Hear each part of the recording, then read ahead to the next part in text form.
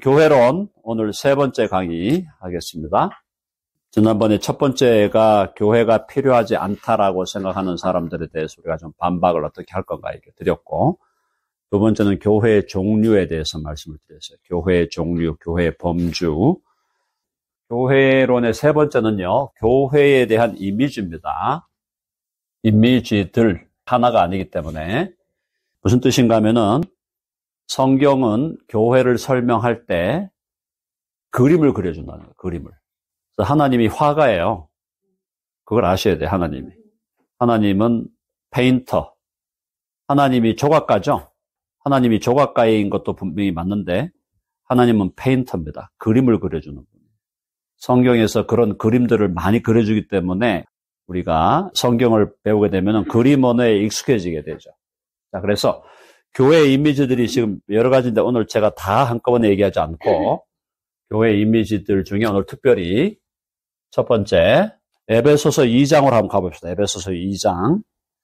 2장에 보면은 교회에 대해서 그림을 그려주고 있습니다. 에베소서 2장 19절. 네, 거기 나와 있죠. 그러므로 이제부터 너희라는 게 여기 교회를 얘기하는 겁니다. 이 복수잖아요. 너희는 외인도 아니요 나그네도 아니요 오직 성도들과 동일한 시민이요 하나님의 권속이라. 여기서 첫 번째 이미지를 하나님의 권속 혹은 하나님의 가족이라 그럽니다. 해봅시다. 교회는 가족이다. 영어로 이제 family라고도 하고 household라는 단어를 씁니다. 가족 혹은 권속. 권속이란 말이 우리나라 옛날 말인데, 권속이란 말이 가문을 얘기해요. 가문. 하나님의 가문. 우리 가문이 어떻고 뭐 이런 얘기 하잖아요. 그렇죠. 집안. 우리 집안이 어떻고 이런 얘기 하잖아요. 우리 송씨 집안에서 이런 일은 있을 수 없습니다. 뭐 이런 얘기 할 수도 있고. 권속이라는 말이 그런 뜻이에요. 그래서 오늘날 말 쉽게 하면은 family죠. family. 자, 그러면 교회가 가족이라고 하면은 육신적인 생물학적인 가족에는 남녀로 해서 부모가 있잖아요. 근데 하나님의 영적인 가족이에요. 육적 가족이 아니죠. 영적인 가족이기 때문에 이때는 교회는 영적인 가족으로서 하나님을 누구라고 부르는 겁니까? 그렇죠? 해보세요. 하나님. 아버지 혹은 아바라고 부릅니다. 아바. 우리는 이제 아빠 그러죠? 아빠, 우리 한국말로는 아빠고, 아바는 아람어입니다. 아람어. 아바. 그래서 아바고, 아버지, 아버지라고 부른다. 아버지라는 말이 이제 헬라어로는 파테르예요. 파테르. 근데 여기서 영적인 가족이라고 할 때 하나님이 우리의 아버지라고 우리는 고백하는 겁니다. 하나님이 우리의 아버지다. 그럼 하나님이 우리의 아버지라면은 아버지로서의 하나님은 어떤 특징을 갖고 있는가? 아버지로서의 하나님은 어떤 특징을 갖고 있는가?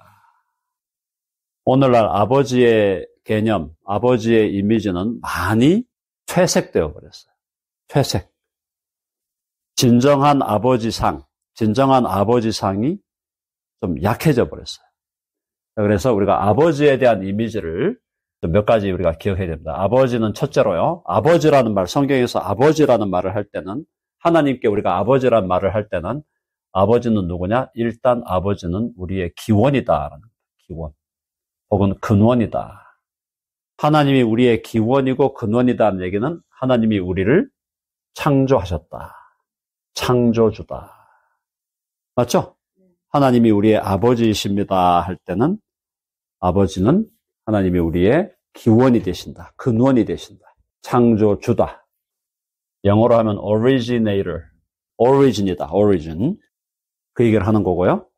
두 번째, 아버지라고 하는 것은 아버지는 권위입니다.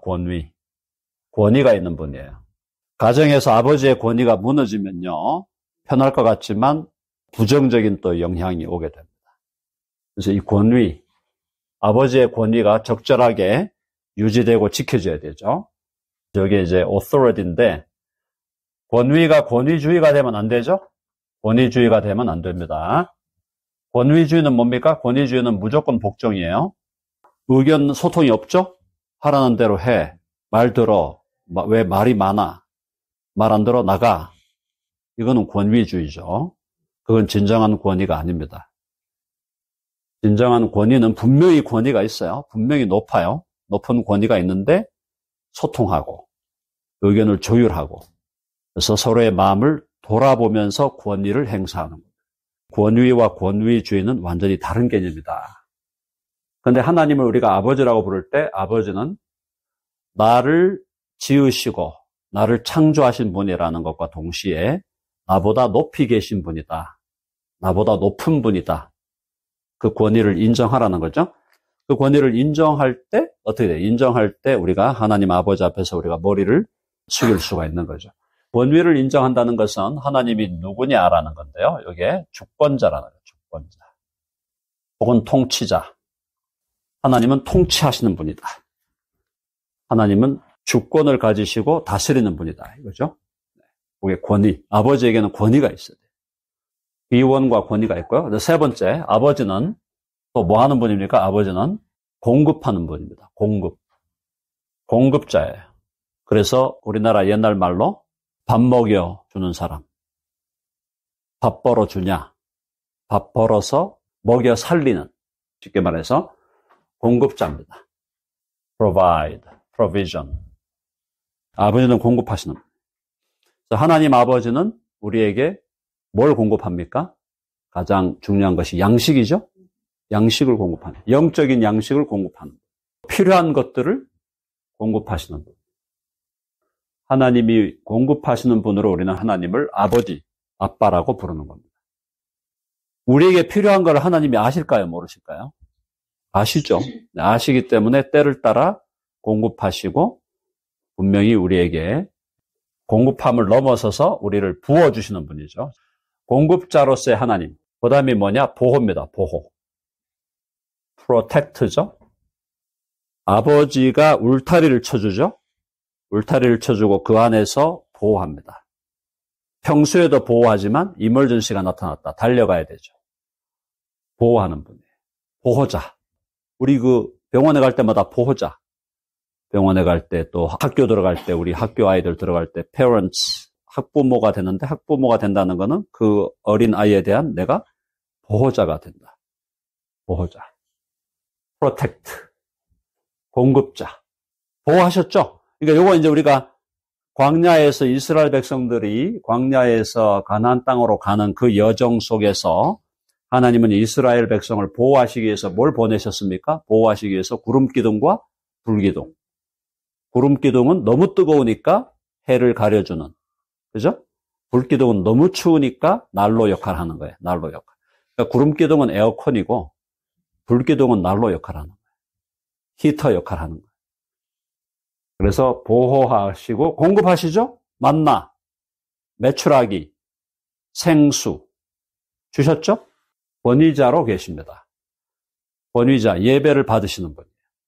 근원, 이스라엘이 이스라엘로 존재하기 위해서 하나님이 그들을 창조하시고 그들을 아브라함의 자손으로 만드신 거죠. 기원, 권위, 공급, 보호. 그 다음에 하나 더 들어가면은 포괄적으로 얘기하면은 이게 이제 결국은 아버지는 성경에서 아버지는 사랑의 아버지다. 이 사랑은 love와 care로 나타난다. 사랑과 돌봄이죠. 하나님의 사랑은 하나님의 아버지 되심은 우리를 사랑하시고 우리를 케어하시는 돌보는 것으로 나타난다는 거죠. 그래서 우리 축도할 때 고린도후서 13장 13절에 축도할 때 그리스도의 은혜와 그다음 뭐예요? 하나님의 사랑. 여러 가지가 있지만 이 5가지를 대체로 아버지에 대한 이미지로 우리가 생각을 하는 겁니다. 자, 한번 해봅시다. 아버지는 기원이시다. 아버지는 권위자이시다. 아버지는 공급자이시다. 아버지는 보호자이시다. 아버지는 사랑하시는 분이시다. 그래서 교회는 영적인 가족이기 때문에 하나님을 아버지라고 부르는 영적인 가족이기 때문에 우리는 그 하나님을 우리의 기원으로, 근원으로, 창조주로, 또 우리의 주권자, 통치자로, 우리에게 공급하시는 분으로, 필요를 채우시는 분으로, 우리를 보호하시는 분으로, 또 우리를 사랑하시는 분으로 우리는 하나님을 경험하는 거예요. 교회에서 하나님을 그렇게 해야 되는 게 당연하고 또 하나님을 그렇게 경험하게 되는 것입니다. 자, 세 번째로 영적인 가족이니까 아버지만 있는 게 아니죠. 우리는 뭐죠? 서로 간에 영적인 형제와 자매. 육적으로 우리가 피를 나눴다. 피를 나눈 형제와 자매가 있잖아요. 혼자인 분들도 있지만은 대체로는 한 둘, 셋은 된단 말이죠. 자, 그러면 육적으로도 형제와 자매가 되면은 피를 나누죠. 피. 생물학적인 피를 나누죠. 그래서 피를 나눴다. 생물학적으로 피를 나누는데 영적으로도 우리는 피를 나눠요. 영적으로 우리는 피를 나눈 사람들이야. 영적인 피를, 어떤 피를 나눴죠? 그렇죠. 예수님의 피를 나눈 거예요. 예수님의 피를 우리가 나누었다. 자, 육신적인 형제와 자매 간의 관계가 참 서로 간에 사랑하고 케어하고 하면 너무너무 좋은데 육신적인 형제 자매 관계가 안 좋은 사람이 더 많습니다. 놀랍죠? 육신적인 형제 자매가 좋은 사람이 드물어요. 통계를 내보면 육신적인 형제 자매 관계가 석연치 않은 그런 사람들이 훨씬 더 많게 나옵니다. 우리가 그런 경험들을 하면서 살기 때문에 교회에 와서도 참 이렇게 오픈해서 열린 태도를 가지고 서로와 이렇게 소통할 때 육신적인 이 배기지들을 다 갖고 있기 때문에 쉽지 않아요. 자, 그런데 어쨌든 여기서 우리가 기억해야 될 것은 형제와 자매 간에 가장 필요한 것은 뭐냐? 사랑이지, 사랑. 그렇죠? 사랑이죠. 그래서 성경은 끊임없이 너희가 서로 사랑하라. 해봅시다. 너희가 서로 사랑하라. 우리가 자꾸 생각을 좀 바꿔줘야 돼요. 육신적으로 우리가 같은 부모에게서 태어나서 피를 나눈 형제와 자매라도 100년 안 갑니다. 100년 안 가요. 100년 동안 같이 살 수 있는 형제 자매가 있습니까? 거의 없어요. 50년 정도 같이 사는 것도 요즘에는 조금 수명이 길어졌으니까 형제 자매가 아무리 오래 살아도 80년? 피를 나눈 형제 자매 간의 관계가 100년으로 간다는 거는 진짜 드문 거죠. 이건 뭐 거의 뭐 몇백만 분의 1이라고 할 정도. 제가 그 얘기를 드리는 이유는 우리가 영적인 형제와 자매라는 것은 이것은 100년의 문제가 아니고 영원의 문제. 맞습니까? 영원의 문제예요. 이건 영원히 형제와 자매로 우리는 살 사람들이에요. 영원히 형제와 자매로 살 사람들이에요. 이 개념이 들어오면 교회를 보는 눈이 달라지게 되죠. 육신적인 형제와 자매가 옛날에는 예수님 믿기 전에는 육신적인 형제 자매가 관계가 더 중요하다고 생각하고 또 우리는 유교적인 사회이기 때문에 유교적인 컬처에서는 피를 나눴다 이래버리면은 그것이 최고의 가치가 돼버리죠. 근데 성경은 그게 아니에요. 피를 나눴더라도 주 안에서 형제 자매가 돼야 되고 그리고 피를 안 나눴더라도 주 안에서 형제 자매가 되었으면 그 관계는 영원한 관계다. 그래서 우리가 여기서 지금 25년에 모여서 이렇게 하고 있지만 우리가 영원한 천국에서 함께 만나 살 사람들이잖아요. 자, 그걸 기억한다면 영원한 사랑의 관계가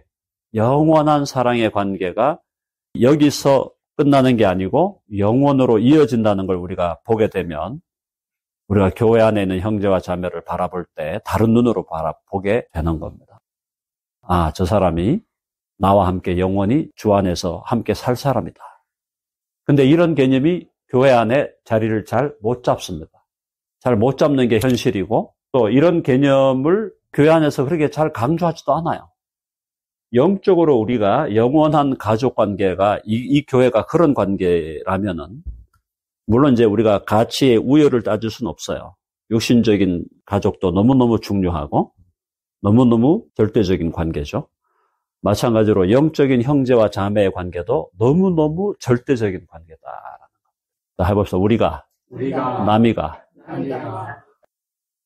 교회에 왔는데 같은 형제 자매라고 하는데도 다 남으로 생각합니다. 언제라도 끊어낼 수 있다. 이게 문제거든요. 그래서 우리는 남이 아니다.